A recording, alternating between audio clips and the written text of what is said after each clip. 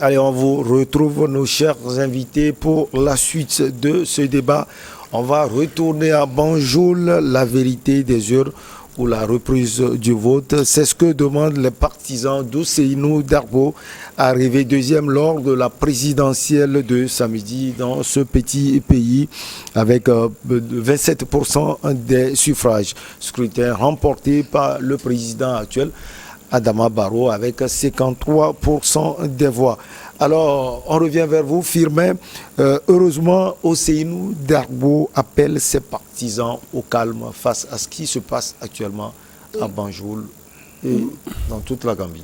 C'est l'un des opposants rares et plus sages en Afrique que nous avons connu.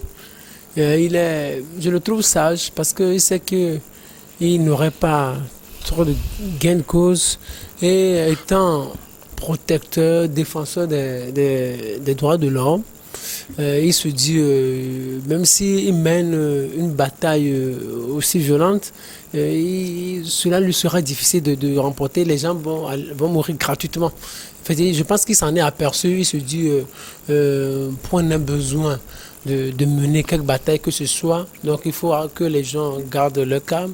S'il y aura à porter plainte devant les juridictions du pays, donc les avocats le diront.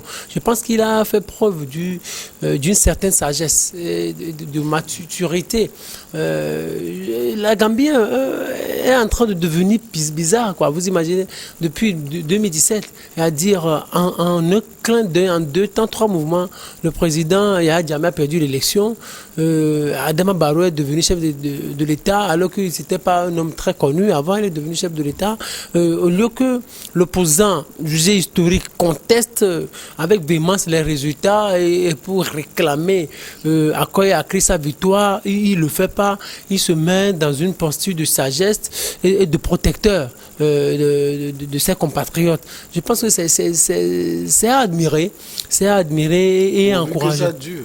Pardon? Pourvu que ça dure. Oui, pourvu que ça dure. Parce que quand vous voyez un peu l'Afrique, c'est le parcours du continent. Depuis 1990, les opposants se mettent toujours dans la posture de mauvais perdants, c'est-à-dire on a perdu, mais on doit réclamer notre victoire. On a marché. N'oubliez pas qu'au Togo, il y a des gens qui ont marché 4 ans. 4 ans pour réclamer leur victoire. Vous imaginez, ils ont marché 4 ans. Je ne sais pas s'ils ont déjà eu gain de cause. Donc dans d'autres pays, des gens ont toujours manifesté pour avoir une quelconque victoire. Mais ça n'a jamais... Je pense que ça n'a jamais marché. Vous vous rappelez pas? Donc vous vous rappelez pas, en 2010, il y a des gens qui ont marché pour avoir le fauteuil de Faure Gnassingbé. C'est lui qui avait gagné en 2010. Donc des gens ont dit que ce sont eux. Donc après, ils passaient leur temps compilé et ils marchaient, compilaient. Ils ont pris 4 ans pour compiler, mais je n'ai jamais affiché publiquement qu'ils ont eu plus de voix que Faure Gnassingbé. Non, c'est confirmé. Le président...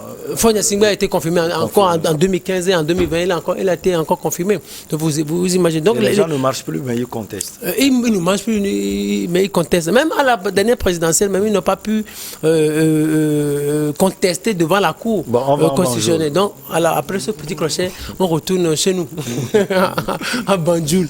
Donc, c'est pour dire en réalité qu'il a fait preuve d'une certaine sagesse. Si on peut être toujours dans cette posture, parce que moi, ce qui est gênant, surtout avec notre centre, nous sommes en train de réfléchir au fait. C'est-à-dire ce qui dérange, ce qui fait tuer plus en Afrique. Parce qu'il y a des choses, c'est-à-dire les élections, ça fait tuer, c'est-à-dire les contestations, si elles ne sont pas teintées d'une certaine sagesse, ça fait tuer. La limitation ces histoires de limitation de mandat, ça fait tuer. Ces histoires de rétroactivité, non-rétroactivité, ça fait tuer. Ces histoires de modification constitutionnelle, ça fait tuer. Mais nous sommes en train de réfléchir pour voir quelles mesures il faut proposer aux États africains, ou quel régime il faut proposer aux États africains pour avoir moins de morts, pour avoir moins de contestations. C'est-à-dire, au-delà de tout, ce qu'on voit, c'est que les chefs d'État n'aiment pas trop qu'on les défie, les chefs d'État n'aiment pas trop qu'on les affronte. Quand vous suivez un peu l'histoire de ces 30 dernières années, ceux qui veulent affronter les chefs d'État, ils sont là pour répondre. C'est-à-dire, au départ, c'était cette histoire de coups d'État. Vous venez de quelque part et vous faites des coups d'État. Ça marchait un peu. Maintenant, les coups d'État, ça ne marche plus. C'est-à-dire, vous ne pouvez pas venir du dehors et organiser un coup d'État que ça va marcher. C'est-à-dire, en Guinée, c'est l'interne. Assimi Goïta, c'est l'interne aussi. Vous imaginez. Burkina aussi, c'est l'interne. Pardon? Ouais. Burkina aussi, c'est l'interne. Burkina aussi, c'est l'interne. C'est-à-dire, vous pouvez venir du dehors et organiser un coup d'État. Ça veut dire les chefs d'État sont déjà préparés pour. L'autre chose aussi Pour terminer. pour terminer, c'est-à-dire en matière de tests, c'est-à-dire quand vous voulez affronter les chefs d'État avec les tests pour dire vous êtes des juristes, on ne peut pas modifier la Constitution. Ça ne peut pas passer. Ça ne peut pas passer du moment où les chefs d'État, ils ont de l'argent, ils ont tous les experts du monde, ils peuvent s'acheter tous les experts du monde. Là, à ce niveau aussi, ils ont tous les artifices pour vous bloquer. Et c'est une bonne chose. Non, c'est pas une question de bonne chose. À ce niveau de débat fait tuer beaucoup. Mais est-ce qu'il ne faudrait pas réfléchir pour sortir de cette situation-là, pour avoir moins de morts? Comme cet opposant-là est en train de faire de ce combat, la manière dont il se comporte, je pense que c'est une méthode qu'il faut essayer de sacraliser pour que ça devienne coutume pour tout le monde. Pour que les élections ne soient plus, c'est-à-dire toujours source de mort, source de violence. Je pense que l'opposant gambien, il est un peu sage, donc on doit le féliciter. Alors, Sana Ousseynou Darbo conteste les élections, mais appelle ses partisans au calme, parce qu'on a déjà parlé de ce qui arrive actuellement en Gambie avec ces heurts. Oui, je pense que sa posture est celle d'un homme d'État, sa posture est celle d'un républicain, d'un homme qui respecte les institutions de la République.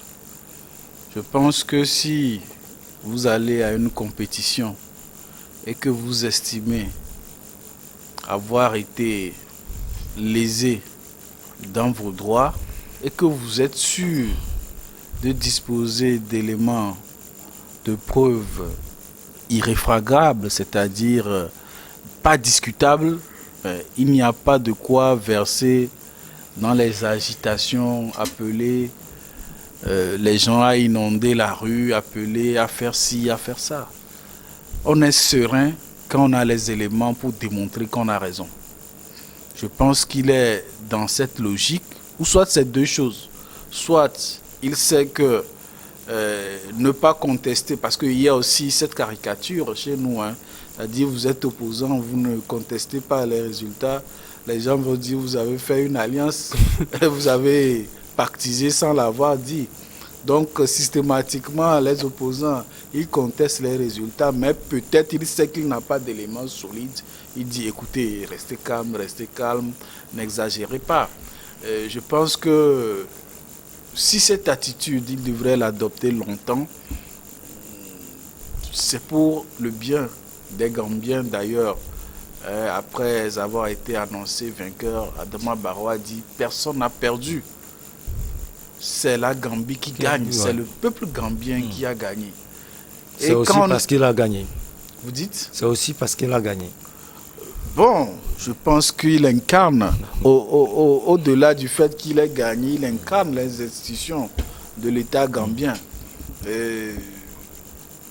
Vous avez vu, c'est sans fanfaronnade. C'est-à-dire c'est un discours en plein d'humilité qui indirectement ouvre les portes à toute négociation possible. Donc moi je crois que ces péripéties africaines, la rue, tel si ouragan, tel si l'apocalypse, c'est dépassé. Je pense que nous sommes dans une ère où nous ne sommes plus dans les années 90 où on va vous dire allez-y dans la rue, faire ci, faire ça, et puis les gens vont vous suivre. Ce temps est révolu aujourd'hui. Les populations ont évolué en maturité et en intelligence. Il faut beaucoup aujourd'hui, je parle du Togo, pour jeter un Togolais dans la rue, il en faut beaucoup. C'est trop facile parfois d'invoquer. On a déjà vu ça en 2017. C'est trop facile. Les Togolais n'étaient pas descendus pour exiger que tel-ci soit placé à la place de celui qui a été légalement investi. Vous avez vu, les gens savent que ces manœuvres n'ont plus d'effet sur les populations et ils sont obligés d'invoquer des preuves spirituelles qui échappent au raisonnement humain. Vous avez vu, les gens ne sont plus dupes. Les gens ne sont plus dupes. Le peuple togolais, les populations aujourd'hui ont évolué en maturité. Et c'est ce que ce défenseur, vous dites? C'est défendu d'invoquer Dieu dans des situations difficultueuses. Vous savez, la compilation, les résultats des élections ne se basent pas sur la foi à un principe supérieur que vous appelez Dieu, de qui tel si Saint-Esprit, etc.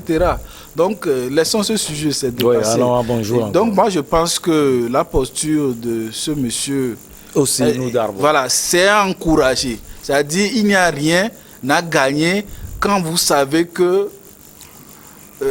votre démarche va aboutir à un bain de sang inutile où forcément quand les gens sont jetés dans la rue, ils deviennent incontrôlables.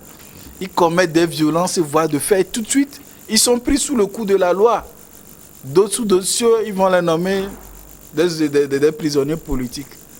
Vous savez, je crois que cette image assez macabre, ou bien cette image ternie que nous donnons à notre politique, doit laisser place à une politique plus responsable. On peut être de l'opposition. Être de l'opposition, parfois, c'est le constat. C'est-à-dire, il y a une certaine génération d'opposition. C'est-à-dire, c'est être dans le négationnisme. Et tout ce qu'on dit, c'est non, non, non, non. Parce qu'on dit un opposant doit dire non. Alors, l'effet de cet appel de l'opposant Ousseynou Darbo sur les événements actuels à Banjul ou bien en Gambie, coach soit agresseur, parce qu'on sait que 2 concurrents également du président Adama Barrow aussi contestaient les élections dans ce pays. D'abord, étant un défenseur des droits de l'homme, il ne peut pas engager la tuerie des gens en l'air comme ça, il ne peut pas le faire. Voilà. Parce que lui-même, il défend la vie humaine. Il ne peut pas le faire. Ensuite, est-ce qu'il a les preuves qu'on l'a réellement? Ce n'est pas parce que l'élection... S'il parle de justice, cela veut dire qu'il a peut-être... Non, non, vous voyez, qu'est-ce qu'on n'a pas vu depuis les élections qu'on a connues? Tu sais déjà... Qu'est-ce qu'on n'a pas vu dans quel pays? J'ai dit que j'ai déployé des observateurs électoraux dans plus de 200 pour les 3 élections au Togo. Les opposants disent mais quand vous allez sur le terrain, c'est autre chose. Je vous dis qu'à Vaughan, Redjegan, on a brûlé les classes. Jusqu'on ne veut pas qu'il y ait élection. Mais ce n'est pas le pouvoir qui l'a fait, ce sont des opposants qui ont fait. Quelque part, on est allé dans un village, on a bassé, on dit que si nous mettons les pieds là-bas, on sera déperculé. Et c'est le chef du village qui a... Non, c'est pourquoi je dis que est-ce que l'élection n'a même pas encore commencé quand on faisait ce genre de choses. C'est pour dire que... C'est des vérités. Écoutez bien ce qu'il dit. C'est des vérités. Les opposants distribuaient des machettes dans ce pays. À Koumape, il y a eu un affrontement entre UFP et ANC avec les machettes. Si on se mettait à dire tout ce que les oppositions sont capables et font... C'est pourquoi je dis qu'il faut savoir raison dans ces genres de choses. Ce n'est pas tout ce que les gens disent qu'on nous a volé. Et des fois, quelqu'un qui n'a pas suivi ces genres d'élections, quelqu'un qui n'a pas observé, vient te critiquer, il dit que... Mais il n'est pas allé sur le terrain. On a failli même tuer 3 de mes observateurs. J'ai dû appeler un commissaire qui était à Vaughanville, qui a dû intervenir. Vous voyez, imagine que si les gens étaient décédés, on va dire tout, mais les gens ne vont jamais croire parce qu'ils ne sont pas allés sur le terrain. On va dire que c'est le pouvoir, les miliciens qui vont leur dire des choses comme ça. Donc c'est ce que je dis, que les gens se méfient des déclarations fortuites des fois. Et dans ce cas, je pense que puisqu'il ne peut pas permettre à ce qu'on tue les gens, nullement, il ne peut pas aussi non plus donner des preuves de son... Sinon, eux tous allaient se réunir. C'est que quand le recours national n'a pas marché, tu peux faire recours au niveau sous-régional. Donc, il sait. On n'est plus dans un moment où, quand il faut laisser les gens mourir pour rien. Non.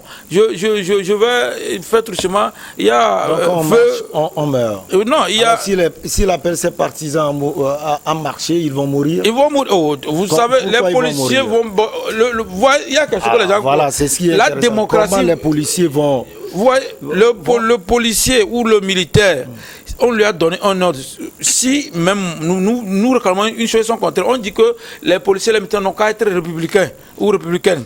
Maintenant, ce qu'on leur demande, dans la républicanité, on demande à ce que tu exécutes les lois de la République. Maintenant, si les lois de la République leur disent d'aller travailler ou leur disent d'aller sécuriser une autorité. Sécuriser, travailler, tirer sur les... Non, j'ai dit, moi je n'emploie pas l'expression tirer. C'est pourquoi je dis, si le policier a pour travail de sécuriser une autorité et que la vie de cette autorité est en danger, s'il faut abattre quelqu'un pour sauver l'autorité, il est obligé de le faire. C'est que, vous voyez, un médecin... Donc, ici, c'est une manifestation. Les manifestations, vous voyez, il faut faire bien. C'est dans la manifestation, les gens ont tué des gens aussi. Bien sûr. Et les gens profitent des manifestations pour poignarder des gens. Après, on dit que c'est d'autres personnes qui ont fait. C'est ce que je suis en train de dire.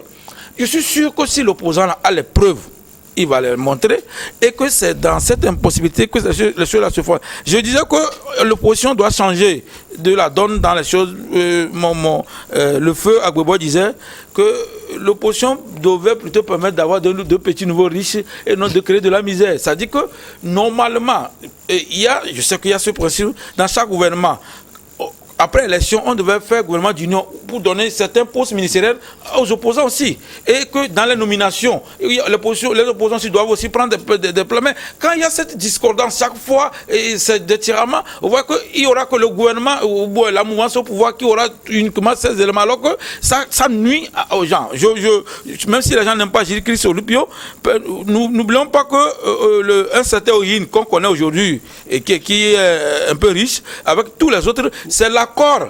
Vous en avez encore. Hein. On va marquer la pause et puis on peut revenir. Puisque Sana aussi, on a l'impression qu'il veut parler. Ça devient intéressant, cette situation en Gambie. La petite pause et on revient pour la suite.